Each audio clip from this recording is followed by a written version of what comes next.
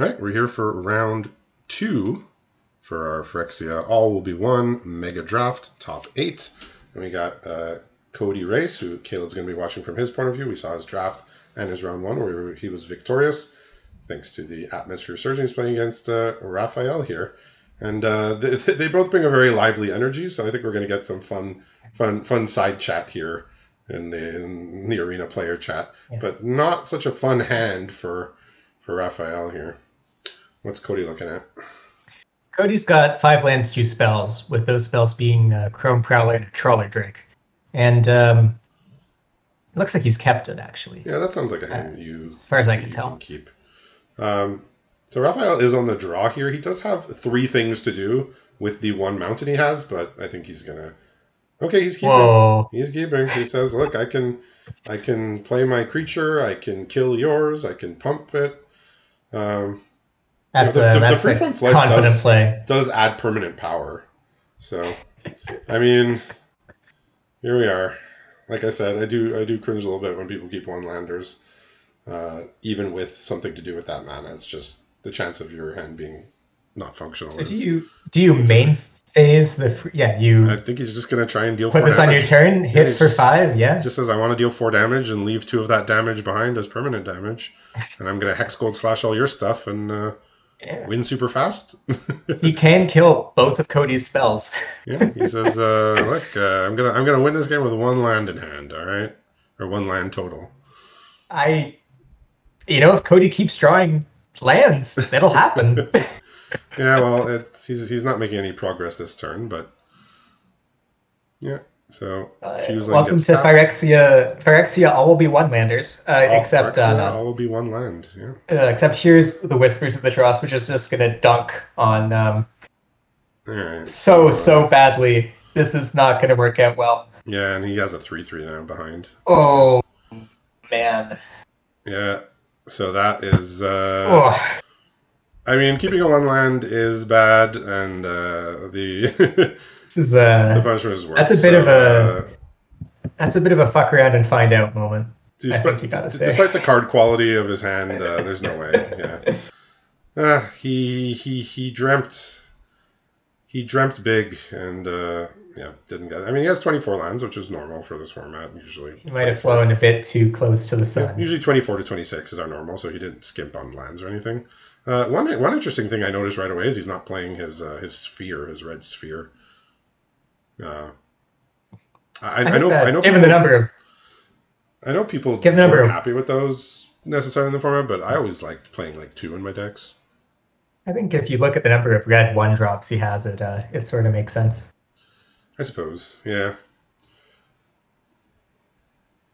So, we obviously didn't get to see his deck do his thing, but if there is one advantage, it's that Cody-Rayce doesn't really know anything more about his deck. Not that, not that you're happy to trade that off for a loss, but his deck still remains a mystery here. But I think very importantly, Cody now feels obligated to keep any 1-lander.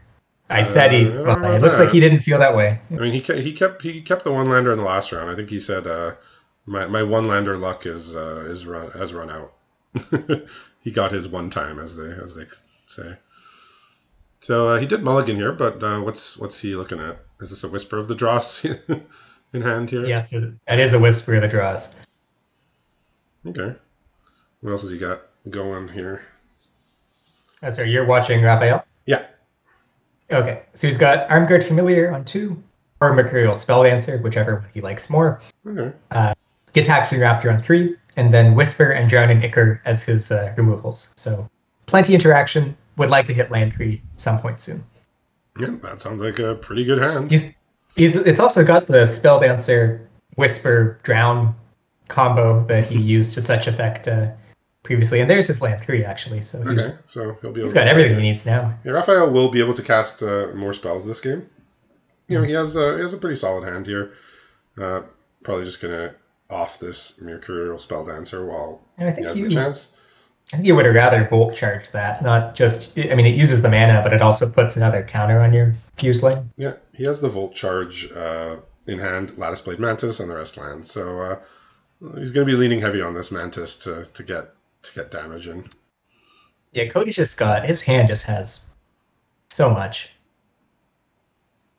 But it doesn't have the anything unfair in it. Like, there's good cards. There's cards that will 1-for-1 effectively, but there's not the, wombo combo, dunk your opponent into the earth. Yeah, he's not taking over the game necessarily, but he's doing well here. So if Whisper of the Dross comes out, the Volt Charge will not counter that, because unlike some of the other oil creatures, the Fuseling only gets power pumps from the oil counters. So interesting. Why do you think he wanted to trade his creature versus use his Whispers on it? Maybe he felt there was going to be other targets. He wanted to use it in combo, maybe with something else. Not sure exactly why, but the Arm Guard Familiar not like a super high quality card. And off the top comes one of the 3 Miglos Maze Crusher. That's going to be a problem. There is nothing really that Cody has that deals super well with that. That card also is a large problem, yeah.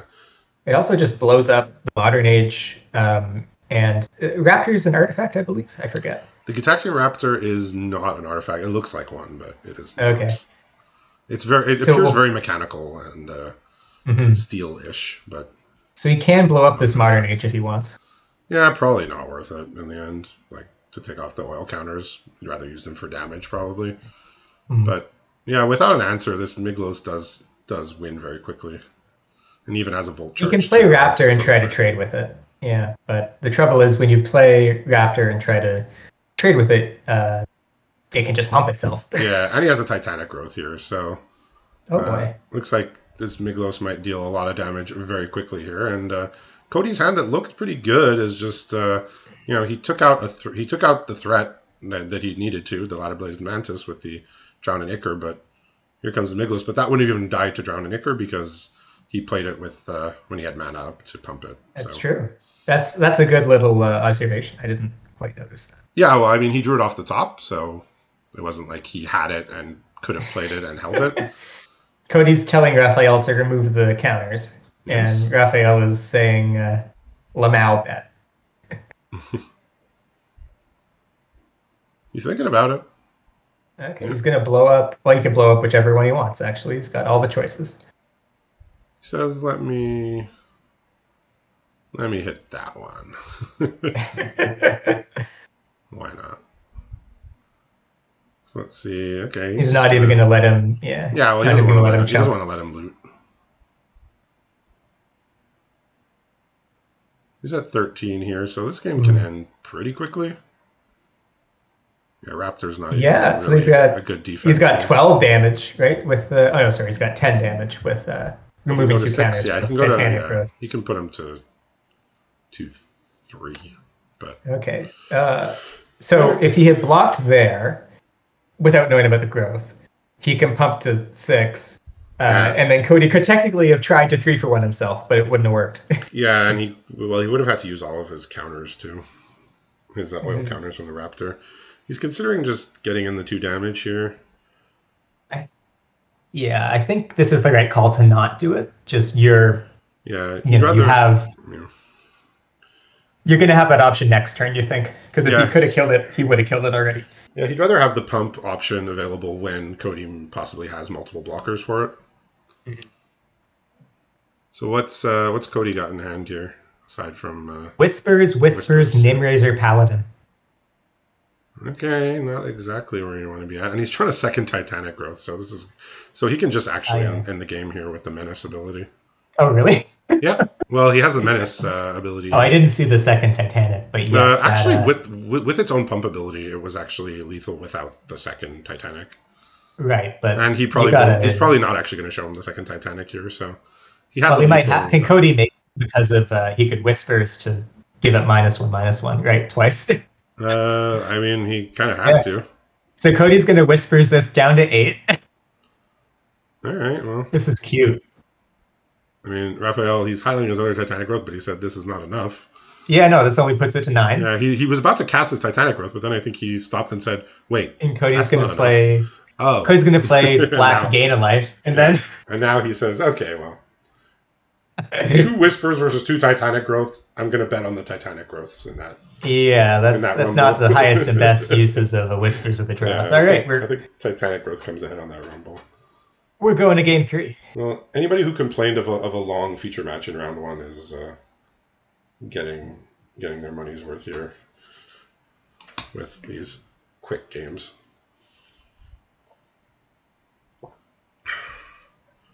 So Rafael's looking at his sideboard, seeing if he wants anything. Interestingly, he decided to not play like a Mirror Convert in his deck, just as like a mana creature, where Cody did.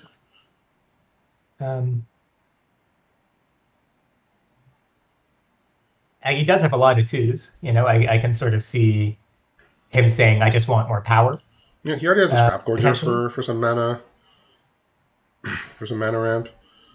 Yeah, like we saw during the deck building, he does have a lot of oil stuff. He does have some other things that are not oil, but he does have quite a lot of oil. And as you mentioned, notably, he does not have the Furnished Riders, which is kind of like the ubiquitous 5-drop for the red-green oil deck. But, you know, the 3 Migloses, I think, go a long way here, as we saw.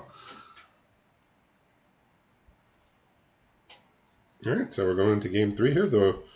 The winner of this round will get to play for the league title.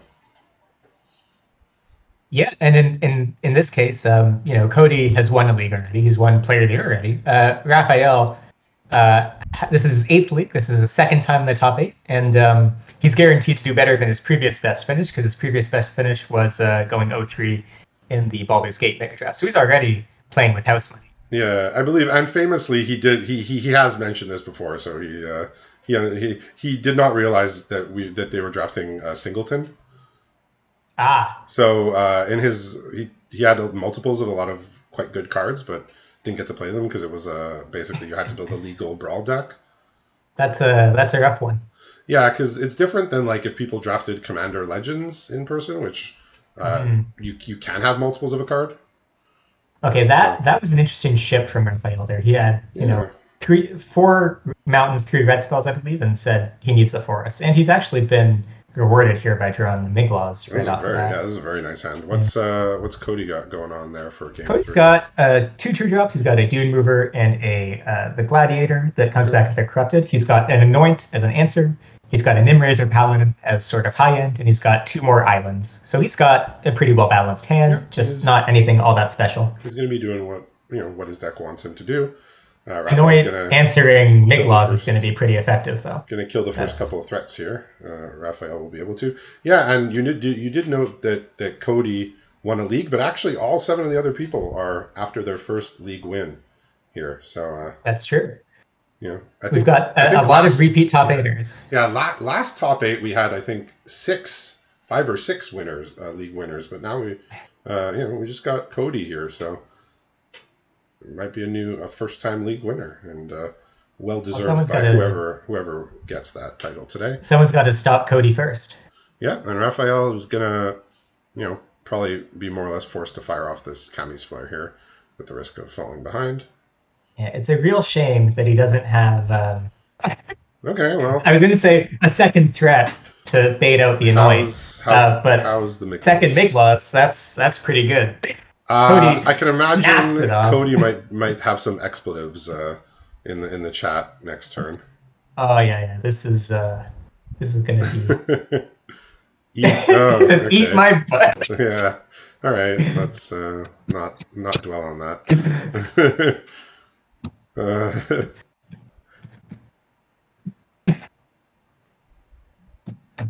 Yikes.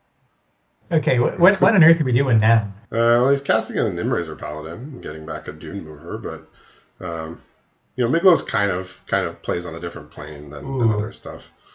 Speaking of here, this is actually interesting.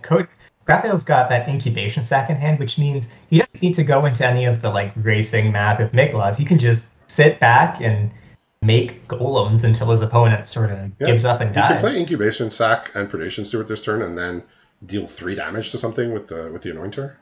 That's true too. Next turn, yeah. So Raphael's got his oil synergies in line here. It's all greased up and ready to go. You said it, not me. Damn right. So he's just gonna sit back for a moment. Yeah, Cody's hand's just 2 lands in the D mover. I believe the Paladin does have an attack here, though. Yes. Which will... You don't want to... And that will get Rafael 3 poison counters, which we know Cody has a couple cards that get better with Corrupted. I mean buying back his Gladiator. comes back. Yeah, so like that could maybe get thrown under the Miglos bus a couple times here. Yeah, so now Rafael, I think he's going to want to hit a land. He's trying to Hexgold Slash, which actually kills the Paladin. Too. Yeah, that's pretty tight. Yeah, that because now you can just kill whatever creature, 2 creatures you're most scared of. Yeah, that was always a fear of mine. Tapping 5 mana for a toxic creature and then having it die for 1 mana. It also, it looks like this gives him, the permission to attack with Miglos. Yeah. Although I would have given it Vigilance beforehand. I'm not even sure that's worth an oil counter, but I guess with the Gladiator there, you kind of want to give it. Okay, this makes sense because it means he can anoint her now, and that blocks the 4. Okay. Okay, so he kills the 1/3 and it blocks the 4/4 if he wants to, which he probably does. And if Cody doesn't find an answer from Miglos, I do predict it will be taken over the game in short. Yeah, Cody's hand just 2 lands here, so he doesn't have it. Yeah, and his board doesn't really line up against what Miglos is capable of. I kind of like swinging with just Gladiator here, because you can just buy it back if they kill it, and if you don't, it's 2 damage. Yeah, it does come into play tapped, right? Yeah. And you do lose a life, so it's not... Well, no, I think with your Cody, though, you really need to be racing here, because you're not outvaluing even what's on board, and you're especially not outvaluing the Incubation Sack. Yeah, we know with two removals in hand for Rafael, this is going to be a tough road here for Cody. Mm-hmm. Yeah, I think if Rafael can just cast his spells, he's going to win. Yeah, so a land here. There's a land, yeah. That means he can Hexgold slash and still make a token here. Still make an egg, yeah. So he can attack. Yeah, he's not going to throw his other creatures, into the Gladiator. Just basically attacks for 1 every turn. That's sort of funny. Yeah, but these 3/3s are going to start taking over here as well. So Rafael's just attacking from multiple angles, and does Cody have another land? Or Cody's got a Whispers in hand, which doesn't do anything much now. Not the best against these big, large creatures here. Rafael's hitting another land, which...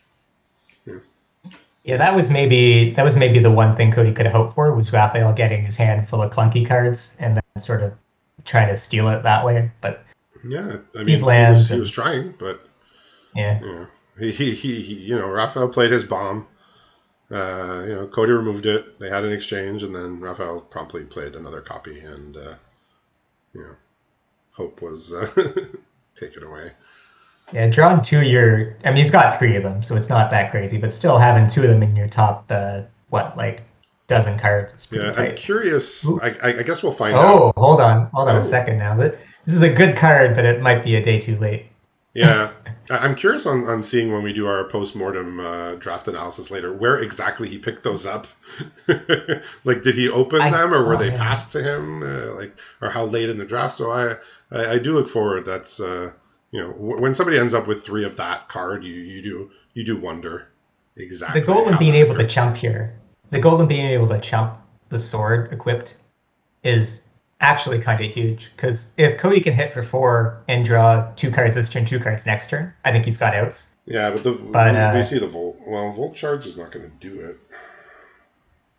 Yeah, he doesn't have it up now. Oof. Yeah, I mean, he can jump block with the 3/3 if... Yeah, I think if Cody's attacking you with the sword on the... I think you have to take the chump. There's no reason to give your opponent 2 more cards. You're just making another golem next turn, especially. Yeah, so... we see the potties coming now. Yeah, so let's see what... Okay, so he is attacking, and Rafael says, I'm not giving him free cards.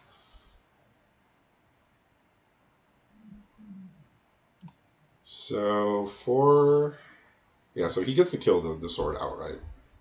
Okay. And we do actually have the other finalist set. It's going to be Jordan M, who's taken down Pigeon in the other semifinal. Yeah, Jordan. So we'll talk a bit about him after, but he's been probably our most impressive player over the last year.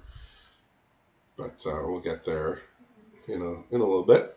All right, so here comes a Nimrazor Paladin, but this is he's just not gonna survive here. Yeah, Miglos being able to kill the sword. I mean, that's just among all the other things it does. That sword was like Cody's hope, but it was on board that it was going to die. So it's kind of wild. I guess like the equipped creature has protection from red and green, not the sword. It's sort of unfortunate. The sword can still be destroyed by red and green cards, so he's getting a 2-drop here. Yeah, so he's just playing the stay alive game right now. Is what Cody's doing. But but that's not going to work. He's going to lose. He's going to lose his creatures, and the game is going to be more or less done here. Especially because Volt Charge can go face. Yeah, he can just. I think Cody's looking just for Rebel a way Salvo out. the 4/4 and then give his Miglos Menace and then Volt Charge for the remainder. Yeah, so we see the power of Miglos backed up with the removal spells to keep the other side clear, and it appears as if Rafael's going to get his first berth in the Mega Draft finals here, and even another removal. Just why not? So just a savage series of draws here. Just sheesh.